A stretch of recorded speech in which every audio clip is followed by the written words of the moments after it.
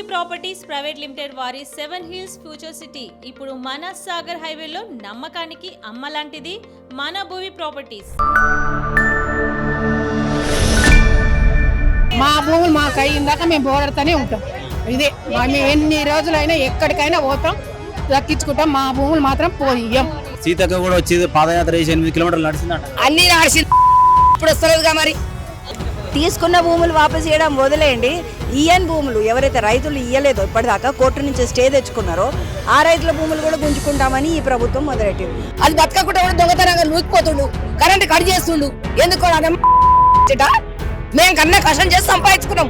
లేరు పోలీసు వాళ్ళు వచ్చి కొడుతున్నారు మమ్మల్ని అందరూ. పిల్లలకు ఎవరైనా పిల్లలు ఇవ్వాలంటే కూడా మీకు ఏముంది, భూమి చూసి ఇద్దామంటే భూములు లేవు, ఏం చూసి ఇవ్వాలి పిల్లలు అని అంటారు. వీళ్లకు చట్టం అంటే గౌరవం లేదు, కోర్టు అంటే అసలే గౌరవం లేదు. కోర్టు ఆర్డర్లు ఉన్నా సరే వాళ్ళు బలవంతంగా జొరబడి, అక్రమ జొరబడి, ఏంటంటే ట్రెస్ పాసింగ్ అంటారు. రంగారెడ్డి జిల్లా ఇబ్రహీంపట్నం కాన్స్టిట్యున్సీ యాచారం మండలం సంబంధించిన 4 గ్రామాల రైతులు అయితే ఈరోజు ధర్నా చౌక్ దగ్గర రావడం జరిగింది. గత ప్రభుత్వంలో కేసీఆర్ ఉన్నప్పుడు ఫార్మాసిటీ అని చెప్పేసి కూడా భూసేకరణ చేసుకోవడం జరిగింది.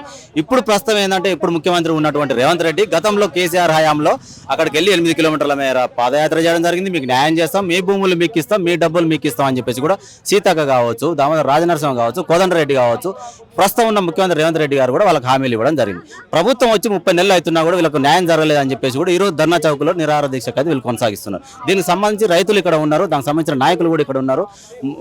ఒకసారి మాట్లాడే ప్రయత్నం చేద్దాం. ఏంది మేడం, ఇప్పుడు 30 నెలలు అవుతుంది కాంగ్రెస్ ప్రభుత్వం వచ్చి, అప్పుడు మాట ఇచ్చిన అధికారులు ఇప్పుడు మంత్రులు అయ్యారు, ఇప్పుడు నాయకులు ఉన్నటువంటి వాళ్ళే మంత్రులు అయ్యారు, ఇప్పటి వరకు న్యాయం జరగలే.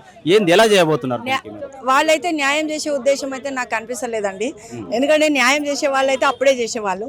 ఫస్ట్ లో ఎంపీ ఎలక్షన్ల వరకు కోదండరెడ్డి గారు ఏం చెప్పారంటే, మాది బేసికలీ ఇది భూములు ఇయ్యలేదండి, ఎవరు నష్టపరిహారం తీసుకొని వాళ్ళు 3000 ఎకరాల దాకా ఉంది.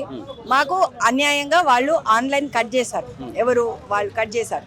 కట్ చేస్తే మేము అప్పటి నుంచి కొట్లాడుతున్నాం, 2021 నుంచి కొట్లాడుతుంటే ఆ రోజు కోదండరెడ్డి గారు మాతో కలిసి పాదయాత్ర చేశారు. కోమటిరెడ్డి వెంకటరెడ్డి గారు వచ్చారు, సీతక్క అందరూ వచ్చారు. వచ్చినప్పుడు వాళ్ళకి తెలుసు మా సమస్యలు ఏంటో తెలిసి మన ఏదంటారు గవర్నమెంట్లోకి వచ్చిన తర్వాత టెక్నికల్ ప్రాబ్లమ్స్ ఉన్నాయి అమ్మా అంటారు. మరి ఆ రోజు ఆయనకి టెక్నికల్ ప్రాబ్లం తెలియలేదా? తర్వాత అట్లా టైం పాస్ చేసిర్రు ఒక 6 నెలలు. అప్పుడైతే ఎలక్షన్ కోడ్ ఉంది, ఎలక్షన్ కోడ్కిను కోర్టు ఇచ్చిన ఆర్డర్ని ఇంప్లిమెంట్ చేయడానికి ఏమీ పెద్ద దానికేమీ సంబంధం లేదు. అయినా అట్లని ఆయనకి ఎంపీ ఎలక్షన్లు అయినాక అప్పుడు మొదలు పెట్టారు, మీ భూములు కూడా మాకు కావాలి, మీ భూములు కూడా మాకు కావాలంటే ఎట్లా తీసుకుంటారు సార్? నువ్వు ఆ రోజు భూమి కాపాడుతున్నావు, ఆ రోజు ఏం చేసిర్రు, తీసుకున్న భూములు కూడా మేము వాపస్ ఇచ్చేస్తామని చెప్పిండ్రు. ఏది అసైన్మెంట్ భూములు అవి. అలాంటిది తీసుకున్న భూములు వాపసు ఇవ్వడం వదిలేయండి. ఈయన్ భూములు ఎవరైతే రైతులు ఇయ్యలేదో ఇప్పటిదాకా కోర్టు నుంచి స్టే తెచ్చుకున్నారో ఆ రైతుల భూములు కూడా గుంజుకుంటామని ఈ ప్రభుత్వం మొదలెట్టింది. మేము అడిగేది ఏంటంటే, మీరు ఫార్మాసిటీ రద్దు చేస్తా అన్నారు, భూసేకరణ రద్దు చేస్తా అన్నారు, మీరు ఇచ్చిన మాట ప్రకారం చెయ్యండి. ఇంకోటి, మీరేమి ఫ్యూచర్ సిటీ కడతామని చెప్పి మాతో ఓట్లు వేయించుకోలేదు కదా. ఎందుకంటే యాచారం మండల ప్రజలు తిరగడం బట్టే ఈరోజు 40,000 మెజారిటీ తోటి వాళ్ళు గెలిచారు. అంతేగాని వాళ్ళంతటి వాళ్ళు ఏం గెలవలే కదా, అంతకుముందు ఓడిపోయిన మనుషులే. సో మేము అడిగేది ఒకటే, మీరు న్యాయం చేస్తా అన్నారు, మీరు అసలు ఇచ్చిన మాట మీద నిలబడండి, లేదు మాట తప్పిన మనుషులు అంతే. గత కొన్ని నెలలు కూడా దీనికి యాచారం మండలం సంబంధించిన గ్రామస్తులు అందరూ కూడా ధర్నా చేస్తూ ఉన్నారు, టెంట్లు వేసుకొని ఉంటూ ఉన్నారు అని చెప్పేసి అంటున్నారు. అంటే పర్మిషన్ తీసుకొని టెంట్లు వేసుకొని ధర్నా దిగినప్పుడు కూడా వాళ్ళు లిఫ్ట్ చేశారు, అంటే రైతులను చాలా వరకు కూడా అరెస్ట్ చేశారు అని కూడా వినబడుతుంది. అయితే టెంట్ వేసుకోవడానికి భారత రాజ్యాంగంలో ఎటువంటి పర్మిషన్ అవసరం లేదండి. ఎక్కడైనా కూడా మనము శాంతియుతంగా ధర్నా చేయడానికి కానీ నిరాహార దీక్షలు చేయడానికి కానీ, మా వాళ్ళు చేస్తున్నది నిరసన దీక్ష, నిరాహార దీక్ష, రిలే హంగర్ స్ట్రైక్ చేస్తున్నారు. అక్కడ తండాలో 70 రోజులు దాటిపోయిందండి, ఈ రోజు వరకు ఒక్క నాయకుడు కానీ వచ్చి పలకరించలే. అదే తండాలో 2020లో వీళ్ళందరూ మీరు ఇందాక చూశారు కదా ఫోటోలు, ఎంత పెద్ద భారీ స్థాయిలో కాంగ్రెస్ నాయకులంతా వచ్చి పాదయాత్రలు చేసి ఇంత 3 పంటలు పండే భూములు ఇవి పోకూడదు, మేము కాపాడుతామని చెప్పారు.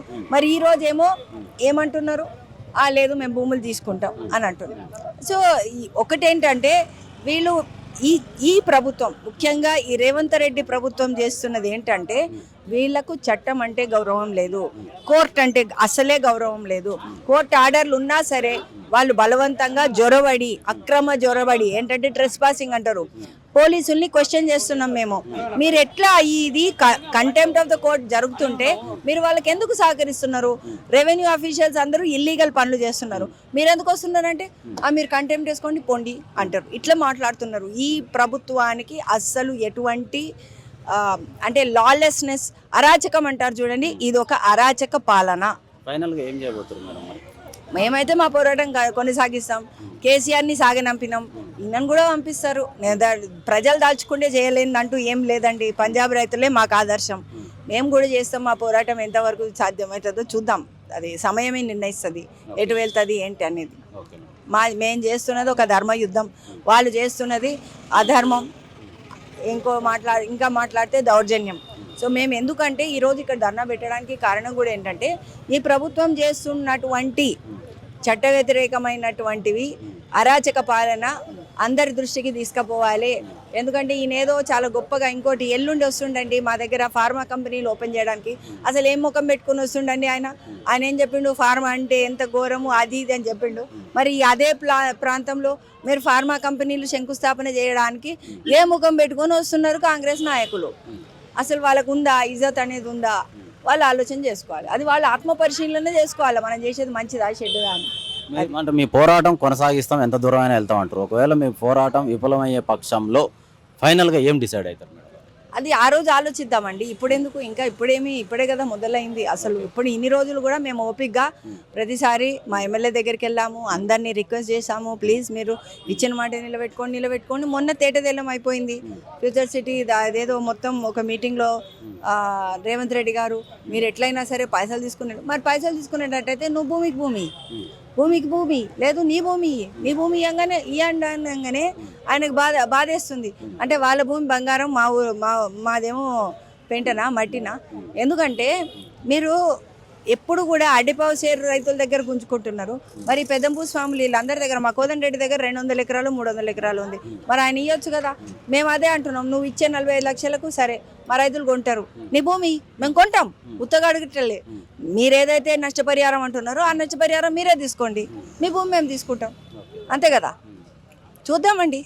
ఇప్పుడు ఏదైనా కానీ సమయమే నిర్ణయిస్తుంది.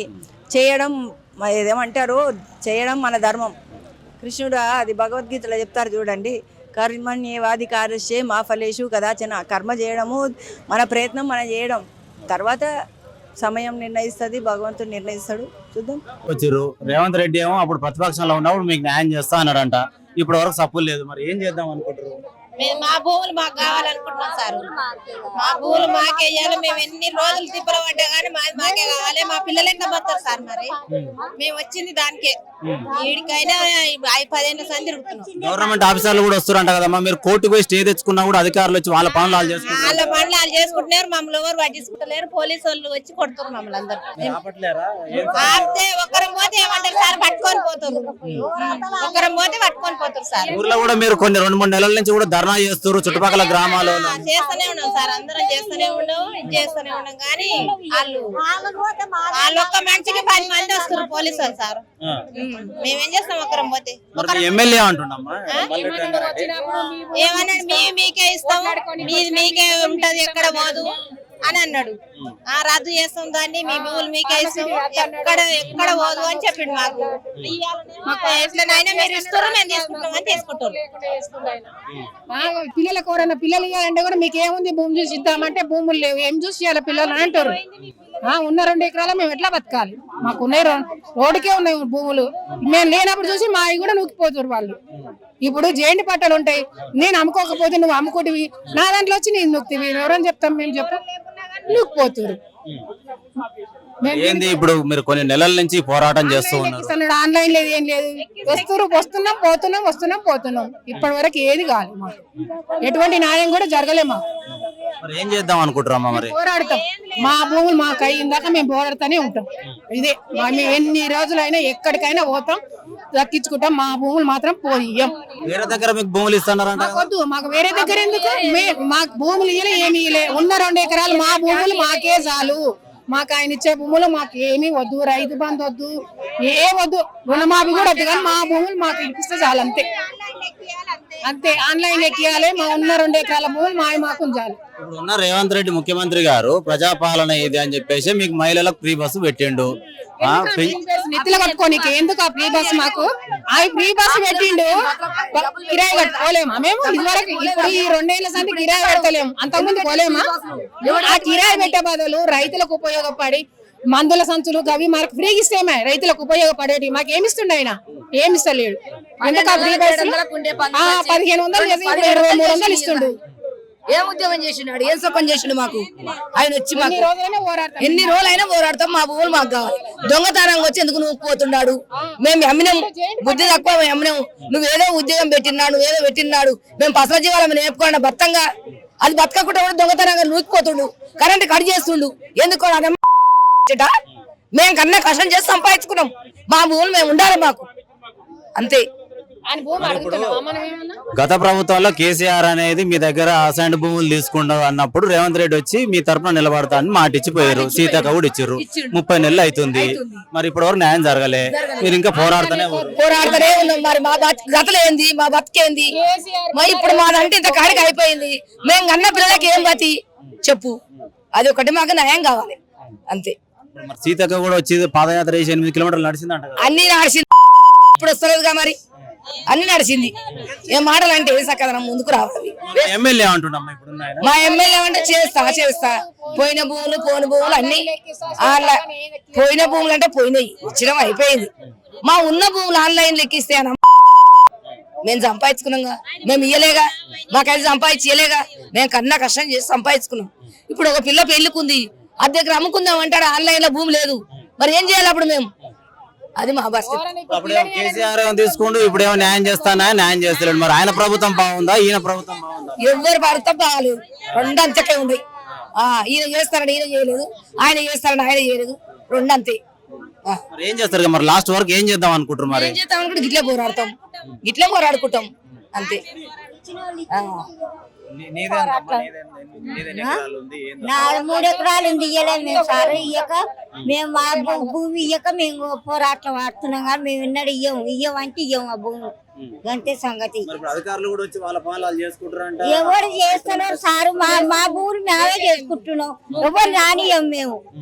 ఇచ్చిన వాళ్ళు ఇచ్చి ఉగ్గం తెచ్చిర్రు ఊరుకు. కొంతమంది ఇచ్చి కొంతమంది ఇవ్వకపోయారు. ఇచ్చినాక ఏం చేస్తాం అప్పుడు? ఈ భూమి పక్కనే భూమి ఇచ్చిరి, ఇప్పుడు మాది ఇవ్వకపోతే మాది అట్లనే పెట్టుకుంటుంది. మరి మేమేం చేయాలి? ఇప్పుడు వాళ్ళు వచ్చి నూపుతామంటే మాది నూకనియ్యం. అన్ని చేస్తాంటారు సార్, వేస్తారంట, రోడ్లు వేస్తారంట, అన్ని చేస్తారంట, కంపెనీలు వేస్తాంటారు, అన్ని చేస్తాంటారు, అన్ని నూపుతుర్రు భూములు. ఇచ్చిన వాళ్ళు మంచిగా పైసలు ఎంచుకున్నారు, ఈయన వాళ్ళు అడిగిలిస్తారు. ఏం చేస్తారు సార్? మరి ఎకరానికి ఎట్లా లెక్కన కట్టిస్తామని చెప్పారమ్మా మీకు? పట్ట భూములు 16 లక్షలు అన్నారు, గౌరానేమో 8. ఎందుకు ఎంత ఇచ్చిర్రు? 16 మా వాళ్ళకి గట్టి 16 గట్టి ఇచ్చారు అంతే సార్.